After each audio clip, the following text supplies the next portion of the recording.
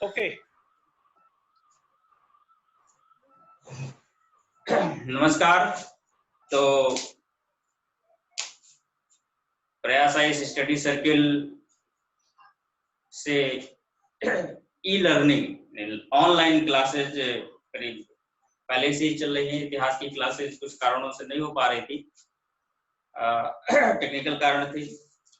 आज मैं भी प्रयास कर रहा हूं कि मैं प्रयास आईएएस से अपनी क्लासेज स्टार्ट करूं। प्रॉपर क्लासेज भी स्टार्ट हो जाएंगी। आज मैं एक विशेष टॉपिक पर थोड़ा सा चर्चा करना चाहता हूं, इतिहास विषय के। वो सिंधु घाटी की सभ्यता। सिंधु घाटी की सभ्यता, Indus Valley civilisation. Indus Valley civilisation एक नगरीकृत सभ्यता है, एक नगरीकृत अर्बनाइज्ड, कंप्लीट अर्बनाइज्ड सिविलाइजेशन है। चर्चा करना इस बिंदु पर कि ये सभ्यता आखिर कहां से और कैसे अस्तित्व में आई, उस समय जब मानव उद्विकास का क्रम अभी चल ही रहा था। इस पर मतैक्यता भी नहीं है इतिहासकारों में। कई लोग कई तरीके से बातें करते हैं, इसमें दो भागों में बट जाता है इतिहासकारों का मत। एक भाग तो ये, जो लोग स्वदेशी समर्थक हैं, राष्ट्रवादी इतिहासकार है, उनका मानना है कि विकास के प्रोसेस में चलते हुए इंडस वैली सिविलाइजेशन जैसी उच्च विकसित नगरीय सभ्यता स्थापित हुई। ये कोई अचानक कहीं से ला करके रख दी जाने वाली सभ्यता नहीं। और एक इतिहासकारों का वह मत है, खास करके विदेशी इतिहासकारों का वो समूह है, जो ये बताना चाहता है कि ये भारतीयों के उद्विकास का प्रोसेस नहीं है। वो सिर्फ ये बताना चाहता है कि ये विदेशी जो सभ्यताएं हैं, नगरीय सभ्यताएं, जैसे मेसोपोटामिया की सभ्यता, सुमेरियन की सभ्यता, ये वहां से प्रेरित होकर के यहाँ स्थापित हुई। कुल मिला के वहां की टेक्नोलॉजी यहाँ पर स्थानांतरित की गई, यहाँ के लोगों में वो क्षमता नहीं थी। तो चर्चा का विषय भी हमारा यही है कि आखिर वास्तविकता क्या है, रियलिटी क्या है। इंडस वैली सिविलाइजेशन एक नगरीय सभ्यता है, और ये नगरीय नगरों का निर्माण, नगरों की स्थापना कोई अचानक नहीं होती है। सबसे पहले तो मानवीय उद्विकास के क्रम में गांवों का उद्विकास, जिस पर हम चर्चा करेंगे प्रागैतिहासिक काल में, कि पहले ग्रामीण बस्तियां बसी, कस्बे बने, और फिर शहरों की स्थापना हुई, शहरों का निर्माण हुआ। तो ये शहरों का निर्माण होता कैसे है, आखिर ये चीजें आती कहां से, कैसे स्थापना होती है, चर्चा इस बिंदु पर है। जहां तक हमको लगता है कि सबसे पहले गांव बसे, ग्रामीण संस्कृतियां बसी, आरंभिक बस्तियों का बसाव, ये टॉपिक भी है और मुख्य परीक्षा में इस प्रकार का प्रश्न भी आता है। आरंभिक बस्तियों के बसाव के प्रोसेस के बारे में यूपीएससी भी पूछती है, प्रांतीय सिविल सर्विसेज की परीक्षाएं भी पूछती हैं इस प्रकार के प्रश्न, जो प्रागैतिहासिक काल में हम लोग पढ़े। प्रागैतिहासिक काल में, काल की शुरुआत जो है पाषाण काल, यानी पूरा पाषाण काल, मध्य पाषाण काल और नवपाषाण काल, तीन भागों में विभाजित है एक क्रम से। नवपाषाण प्रागैतिहासिक काल में पूरा पाषाण काल से प्रारंभ होकर के नवपाषाण काल तक पहुंच करके नियोलिथिक तक पहुंचकर एक ग्रामीण, एक रूरल सिस्टम स्थापित होता है। पहली बार गांव बसे, जिसको हम कहते हैं आरंभिक बस्तियों का बसाव, बेसिक एस्टैब्लिशमेंट ऑफ टाउनशिप। गांव बस गए तो अगले प्रोसेस में गांवों का विकास होगा। भाई बसे तो फिर अगले क्रम में क्या है, डेवलपमेंट है, विकास है। तो गांवों का विकास हुआ। विकास से क्या मतलब है, तो ये तो बहुत छोटा मोटा शब्द है नहीं, डेवलपमेंट, विकास है तो बहुत विस्तृत शब्द है, जिसको काफी दिनों तक चर्चा करके इकोनॉमिक में और हर सेक्शन में पढ़ा जाता है। यहाँ पर एक निचोड़ मैं बताऊं कि डेवलपमेंट हुआ गांवों का, मतलब अधिशेष उत्पादन हुआ, सरप्लस प्रोडक्शन, जरूरत से ज्यादा उत्पादन। और जरूरत से ज्यादा उत्पादन का इफेक्ट क्या हुआ, सबसे पहले तो जब हमारे पास जरूरत से कम उत्पादन होता था तो हम मानसिक रूप से संतुष्ट नहीं रहते थे। अभी की व्यवस्था हुई, अगले कदम की व्यवस्था के बारे में दिमाग लगना, तो आगे की सोच डेवलप नहीं हो पाती। और जब अधिशेष उत्पादन हुआ तो डेफिनेटली हमारे पास इतना स्टोरेज है कि हम आगे की नई समस्या बनाए और नई समस्या पर उसके सॉल्यूशंस के लिए विचार करें। तो अधिशेष उत्पादन हुआ तो अधिशेष उत्पादन का जो प्रभाव है, सबसे पहले ये पड़ा कि गांव आत्मनिर्भर बने तो उनके पास नई समस्याएं आई, मतलब और सुख सुविधाओं के बारे में वो लोग सोचने लगे, जिससे साइंस और टेक्नोलॉजी का डेवलपमेंट होता है। साइंस और टेक्नोलॉजी, विज्ञान और तकनीक का आविष्कार होता है। और जो अधिशेष उत्पादन है वो रॉ मटेरियल के रूप में अगर यूज कर लिया जाए तो जाहिर सी बात है कि विज्ञान और तकनीक और अधिशेष उत्पादन से जरूरत से ज्यादा उसको रॉ मटेरियल के रूप में अगर यूज किया जाए तो इंडस्ट्रियल फॉर्म में कुछ नई जरूरतों की नई वस्तुओं का निर्माण, तो मैं एक बेसिक इंडस्ट्री स्थापित हो सकती है। अब इंडस्ट्री स्थापित होती है, इंडस्ट्री के उत्पादन शुरू होते हैं तो दूसरी समस्या आती है उसकी वितरण की, क्योंकि उत्पादन तो कुछ लोग करते हैं लेकिन उन उत्पादित वस्तुओं की जरूरत तो हर सभी को पड़ती है। जो उत्पादन के भागीदार हैं तो नहीं वे, उनको भी उस वस्तु की जरूरत पड़ती है, तो नो डाउट उसके वितरण के लिए बाजार व्यवस्था स्थापित होती है। और हमको जहां तक लगता है कि ऐसे इंडस्ट्रियल रीजन्स और मार्केट के रीजन जिन क्षेत्रों में जहां पर परिवहन की सुविधा हो, ट्रांसपोर्टेशन की सुविधा हो, अन्य सुविधाएं हो, उसको उन सुविधाओं का उपयोग करते हुए जो एक विशेष सेक्टर डेवलप होता है, एक विशेष रीजन डेवलप होता है, फील्ड तैयार होती है, उस फील्ड को हम जनरली शहरी कह सकते हैं, उसको हम शहर कह सकते हैं। तो एक प्रारंभिक स्तर पर ग्रामीण उत्पादन जो प्राइमरी उत्पादन से रिलेटेड है, अधिशेष उत्पादन के बाद जो दूसरा सेक्शन आता है इंडस्ट्रियल मार्केट का, वो शहर हो सकता है और इसी क्रम में शहरों का विकास होता है। तो इंडस वैली सिविलाइजेशन के साथ भी कुछ ऐसे ही हुआ होगा, क्योंकि नवपाषाण काल में पहली बार गांव बसे, अगले स्थिति में जब ताम्रपाषाण काल कैल्कोलिथिक एज में गांव का विकास हुआ, अधिशेष उत्पादन हुए, अधिशेष उत्पादन हुए तो उन अधिशेष उत्पादन से जो इंडस्ट्री और मार्केट की दशा स्थापित हुई, कुछ विशेष क्षेत्रों में वहां पर इंडस वैली सिविलाइजेशन जैसी शहरी सभ्यता की स्थापना हुई। अब ये तो सीधे सीधे शहरी सभ्यता की स्थापना की बात होगी, लेकिन ऐसे विचार जो सिर्फ ये कहते हैं कि ये सभ्यता यहाँ की देन नहीं है, भारत भूमि की देन नहीं है, ये तो मेसोपोटामिया से शुरू हुई और मिस्र होते हुए भारत आ गई, मतलब वो किसी भी इस प्रकार के फेवर में है नहीं इस बताने के कि भारत वाले भी कुछ अच्छा कर सकते हैं।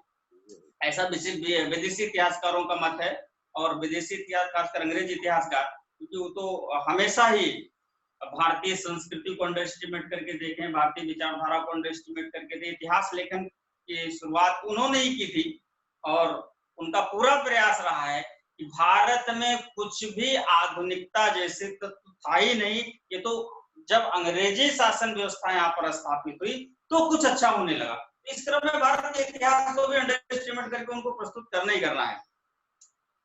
इस मानसिकता से प्रेरित होकर के वो कह भी सकते हैं, लेकिन उनकी बातों में कुछ तो सच्चाई है जिसके आधार पर उन्होंने बात कही कि मेसोपोटामिया की ये सभ्यता मिस्र होते हुए भारत पहुंची, वो क्या हो सकती है। उनको लगता है कि वो यही हो सकती है कि यहाँ के और वहां के बीच व्यापारिक कारणों से आना जाना और आदान प्रदान लगा रहता था। तो नो डाउट वो पहले से एक नगरीय सभ्यता के रूप में स्थापित थे, यहाँ ग्रामीण सभ्यता थी, ग्रामीण संस्कृति थी, लेकिन वहां के व्यवस्थाओं को देख करके एक प्रभाव जरूर पड़ा होगा, एक कॉन्सेप्ट डेवलप हुआ होगा नगरों के बारे में, शहरों के बारे में, कि एक शहर होता है और उस वहां पर ग्रामीण व्यवस्था से अच्छी सुविधाएं होती हैं, सुख सुविधाएं होती हैं, और उन सुख सुविधाओं से वहां से उनको प्रेरणा मिली। लेकिन भारत में आकर के इन्होंने अपनी टेक्नोलॉजी डेवलप करते हुए एक उनसे उच्च स्तरीय और उच्च विकसित दशा में सिंधु घाटी की सभ्यता की स्थापना कर दी।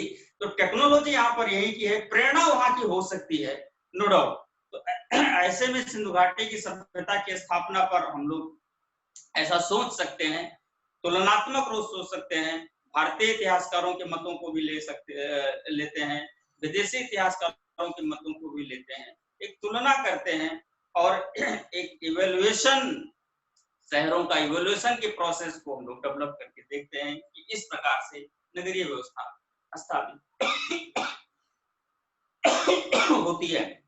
सॉरी, तो इस प्रकार से अगर ये सभ्यता आती है इंडस वैली सिविलाइजेशन की, तो ये प्रत्यक्ष कैसे हुई? सबसे पहले, अब ऐसा तो नहीं तुरंत ऊपर ही ऊपर था और मिल गया, इसके बारे में, इसकी खोज से संबंधित अवधारणाएं हैं। बात उस समय की है जब भारत में रेलवे का आगमन हो चुका था और पटरियों को बिछाने के लिए जगहों, स्थानों की तलाश की जा रही थी। ऐसे में सबसे पहले चार्ल्स मिशन लाहौर से कराची रेलवे लाइन के लिए जगह तलाशते समय कुछ टीलों को देखा। टीले सामान कुछ ऊंचे ऊंचे और हालांकि उनका विचार, उनकी दृष्टि उन टीलों पर गई तो उनको लगा कि यहाँ पर कुछ विशेष बात हो सकती, कुछ बिखरे हुए प्राचीन काल जैसे ईंटों को भी उन्होंने देखा, लेकिन बहुत ज्यादा उन्होंने ध्यान दिया नहीं। लेकिन सबसे पहले तो पुरातत्व विभाग का ध्यान तो उन्होंने आकृष्ट कराया। दूसरी बार उसी स्थान पर जब रेलवे लाइन बिछाई जा रही थी 1856 में लॉर्ड विलियम ब्रेंटन के नेतृत्व में, तो वो टीले पुनः सामने आए। तो उन टीलों के आसपास और टीलों में जो ईंटें थे, उन ईंटों को तोड़ तोड़कर रोड़ियों के रूप में रेलवे लाइन पर प्रयोग किया जा रहा था।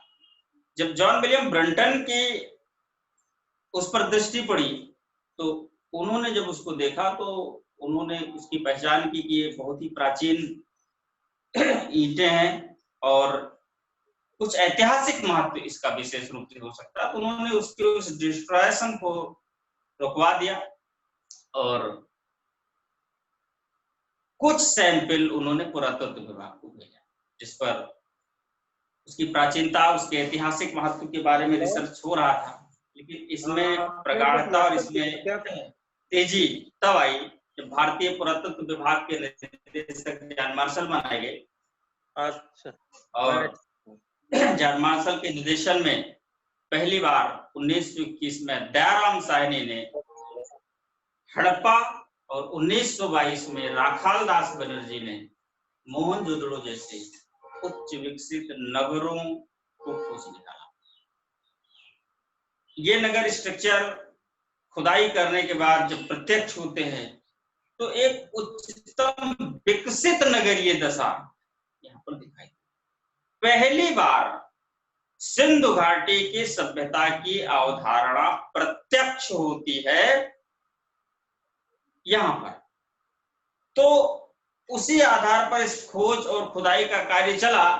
तो करीब प्रारंभिक तौर पर 40 स्थल तक खोजे गए और इन 40 स्थलों को जो पाया गया सिंधु नदी और उसकी सहायक नदी घाटियों में पाया गया। तो इतिहासकारों ने इसके नामकरण की जब बात आई कि सभ्यता का कोई नाम दिया जाए तो सिंधु नदी और उसकी सहायक नदी घाटियों में पाए गए स्थलों का इसको सिंधु घाटी की सभ्यता नाम दिया।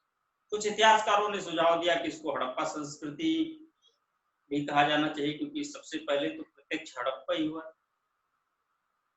तो हड़प्पा, इस पर प्रीलिम्स में एक प्रश्न भी पूछा जाता है हड़प्पा के बारे में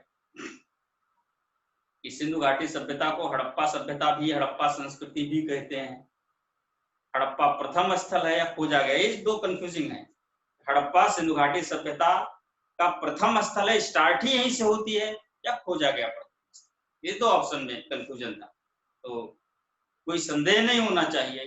प्रथम और अंत का पता नहीं लगाया जा सकता, क्योंकि खोजा गया इत्तेफाक से यही मिला, कहीं और खोजा जाता दूसरा मिल जाता तो फिर वो प्रथम हो जाता। तो ये बिल्कुल डिक्लेयर करना कि यही प्रथम था, ये तो गड़बड़ है। तो ऐसे में यही इसका सबसे सटीक उत्तर होता है कि हड़प्पा सिंधु घाटी की सभ्यता का खोजा गया प्रथम स्थल, discovered first place, first site of Indus Valley civilisation. सिर्फ इसलिए इसको हड़प्पा संस्कृति भी कहा गया। इसकी विशेषताओं के कारण इसके कुछ अन्य नाम भी दिए गए, जैसे कि इसको प्रथम नगरीय क्रांति भी कहा गया, फर्स्ट अर्बन रिवॉल्यूशन। क्योंकि जहां पर भारत में या भारतीय भूभाग पर अभी तक प्रारंभिक ग्रामीण और अन्य अत्यंत पिछड़ी हुई ग्रामीण संस्कृतियां थी, जहां पर इंडस वैली सिविलाइजेशन की जो दशा दिखाई पड़ी खुदाई करने के बाद, वहां तक पहुंचने के लिए लोग सोच भी नहीं सकते थे और वहां तक पहुंचने के लिए लोग सोच भी नहीं सकते थे। अचानक एकदम विकसित और उच्च नगरीय संस्कृति अगर प्रत्यक्ष होती है, ये तो क्रांति हो गई ना, क्योंकि क्रांति का मतलब ये अमूल चूल परिवर्तन, एब्सोल्यूट चेंजिंग, जब सब कुछ अचानक बदला हुआ दिखे, मतलब अनएक्सपेक्टेड। और इन परिस्थितियों में जब एकदम पिछड़े गांव की स्थिति थी, सिंधु घाटी सभ्यता का प्रत्यक्ष होना भारतीय इतिहास में क्रांति थी। इसलिए इतिहासकारों ने नाम पर भी तुरंत जोर दिया, इसको क्यों न भारत की प्रथम नगरीय क्रांति कहा जाए, तो एक नाम इसका प्रथम नगरीय क्रांति। और सिंधु घाटी सभ्यता के कुछ अन्य नाम भी हैं, हालांकि समय हमको लगता है कि ज्यादा ले रहे हैं, उस पर भी आगे हम चर्चा करेंगे। फिलहाल इस प्रकार से सिंधु घाटी की सभ्यता के उद्भव और उत्पत्ति के बारे में थोड़ी बहुत चर्चा हमने की, और इस चर्चा को हम आगे भी बढ़ाएंगे, एक क्रमबद्ध रूप से इतिहास को लेके भी चलेंगे। समूहता स्तर से हमारी जो भी सूचना मिलेगी